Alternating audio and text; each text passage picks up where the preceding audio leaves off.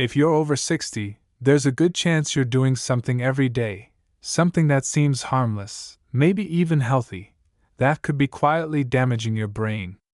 One of my patients followed this habit for years. He thought he was doing everything right, until one morning, he couldn't move his arm. He couldn't speak. It was a stroke. And no one saw it coming. I'm not telling you this to scare you. I'm telling you because what you're about to hear might just protect you, or someone you love, from the same mistake. Welcome to Healthy Being, the channel where we talk honestly about your health, your habits, and how to live better, longer, and stronger. I'm glad you're here.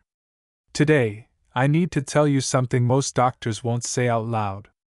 Not because they don't care, but because it's easier to focus on numbers, prescriptions, or symptoms, than to sit down and say, "Hey, this thing you're doing every day.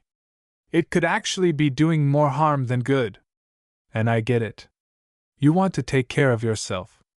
You take your pills, eat what they say is healthy, maybe walk a little, maybe even take vitamins. You're trying. But sometimes, even the things we do with the best intentions can quietly work against us. Especially after 60, when our bodies start reacting differently. Maybe your energy is not what it used to be. Maybe you've had some dizzy spells. Or you've noticed your memory slipping just a little. You chalk it up to age. To stress. But what if I told you some of those normal symptoms might be caused by small, avoidable things? Tiny habits that feel harmless, but aren't. That's what we're talking about today. And if this video helps even one person avoid the kind of story I've seen too often in my practice, it's worth it. Speech balloons, so type 1 in the comments if you've ever wondered whether your habits are helping or hurting.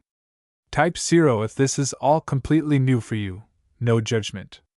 And if you or someone you love is over 60, hit like and subscribe right now, because here on Healthy Being, we tell the truth. Even when it's uncomfortable. Ready? Let's talk. Let me tell you about 3 habits I see far too often in my older patients. Habits that seem helpful on the surface but can quietly do more harm than good. And the tricky part?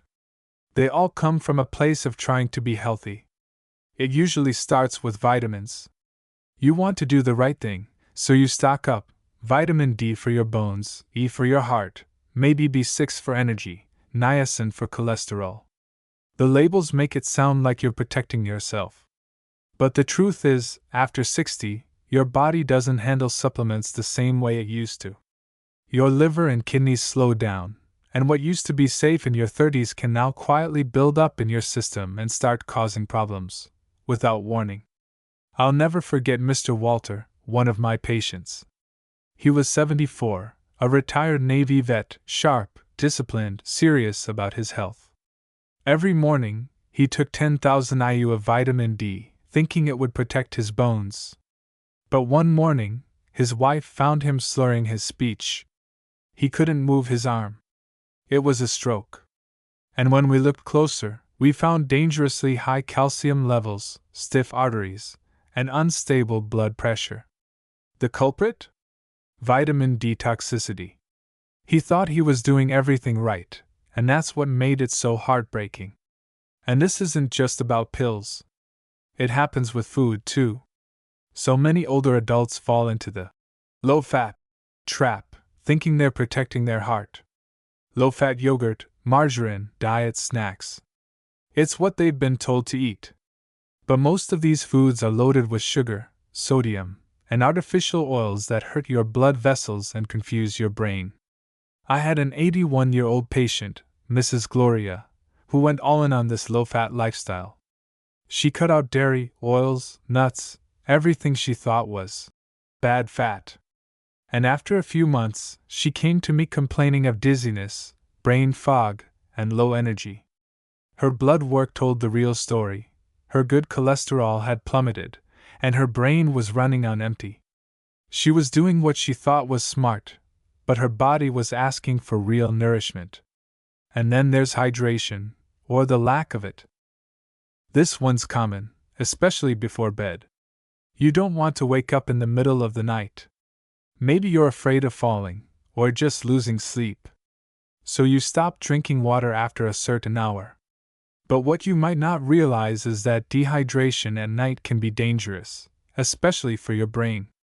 Another patient of mine, Mr. Dennis, 82, avoided water every evening. One night, he woke up confused, slurring his words. Turned out, he'd had a mini-stroke, a TIA. His blood had become too thick overnight, and with his naturally lower nighttime blood pressure, it created the perfect conditions for a clot. Just a little water, half a glass, some fruit, a bit of broth, could have made the difference. These stories aren't rare. They're what I see every week. Small habits that were meant to protect, but ended up putting people at risk. And the worst part? Most never saw it coming. So now you might be wondering, okay, if those habits aren't helping, then what should I do? And that's a great question. Because it's not about doing everything perfectly. It's about doing the basics, the things your body still knows how to use, still wants, and still benefits from every single day. The first thing I always tell my patients, go back to real food. Not powders. Not bars. Not health cookies from the wellness aisle. I mean actual, simple food. Colorful vegetables. Fruits you recognize. A piece of fish. A handful of nuts. One boiled egg in the morning does more for your body than a handful of synthetic capsules. Your brain wasn't built to run on pills, it was built to run on nutrients it can absorb from the food your grandparents ate. No labels. No magic. Next is water. You don't need to carry a giant jug around. But you do need to hydrate, consistently. A little in the morning, a little during the day, a small glass before bed. Just enough to keep your blood flowing, your joints moving, and your brain cells happy. You'd be surprised how many symptoms, fatigue, lightheadedness, headaches, come down to simple dehydration. Then we look at your supplements. I'm not against them. Some people truly need them.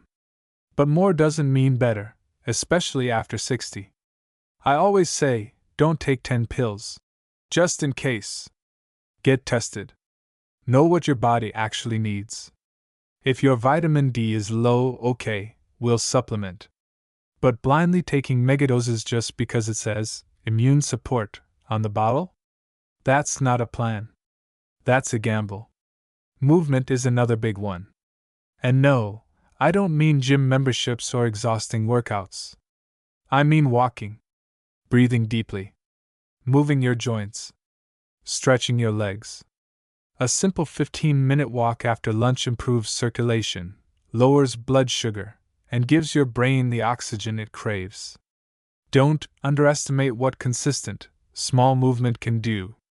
And finally, labs. Get real numbers. Don't guess. Don't rely on symptoms alone. One blood test can tell us more than a year of guessing and self-diagnosing. And when you know what's going on, you can stop worrying about what might happen. It all comes back to this: give your body what it truly needs, not what's trending. Strip things back to what's real, what's proven, and what feels right. Most of the time, the solution isn't hidden in a bottle or a fancy package. It's in your kitchen, in your routine, and in the small choices you make every day. So here we are. You've listened this far, and that already tells me something about you. That you care, that you're curious, that you're not ready to just let time decide what happens to your body and your mind. And that's the part one admire most. Because I've met hundreds, maybe thousands of people over 60 who feel like it's too late to make changes. That the damage is done, that habits are too hard to break, that they're too old to start again. But let me tell you something I've seen with my own eyes, that's just not true. I've seen people in their 70s turn their blood pressure around. I've seen people in their 80s reverse brain fog and get their balance back. Not because they found some miracle pill. Not because they signed up for some extreme program. But because they got honest with themselves. They took small steps. They listened to their body, and stopped ignoring the little whispers before they turned into alarms. You don't need fear. You don't need guilt. And you definitely don't need someone trying to sell you a $99 miracle cure. What you need, what we all need, is information. A little guidance. A few reminders from someone who's walked with people like you through real life, real illness, and real recovery. You need someone to tell you what your body is asking for, and what it's quietly pushing back against. And that's why I do what I do. That's why I'm here. Not to scare you, not to shame you, but to remind you that you're not powerless. You're not stuck. And you're never too old to take back control of your health. You'd be amazed how much can change from just one decision. One swap. One new habit. Whether it's switching that low-fat yogurt for a boiled egg. Whether it's walking to the mailbox instead of scrolling through your phone. Whether it's drinking water before bed instead of skipping it. That one small shift, repeated daily, can change everything. And the best part? You don't have to do it all at once. You don't have to be perfect. You just have to start. So tell me in the comments. Speech balloon, what's one small change you'll start with tomorrow? Maybe it's eating real breakfast. Maybe it's checking your supplements. Maybe it's just paying more attention to how you feel after certain foods or pills. Whatever it is, say it out loud. Type it. Claim it. Because when you name it, you're already one step closer. If this video made you pause, if something clicked for you today, thumbs up, give it a like. Bell, subscribe if you haven't yet. We're building something here, a space where truth matters more than trends, where you're not treated like a number, and where every step forward is worth celebrating. Because this journey you're on, you're not walking it alone. And I'm glad you're here.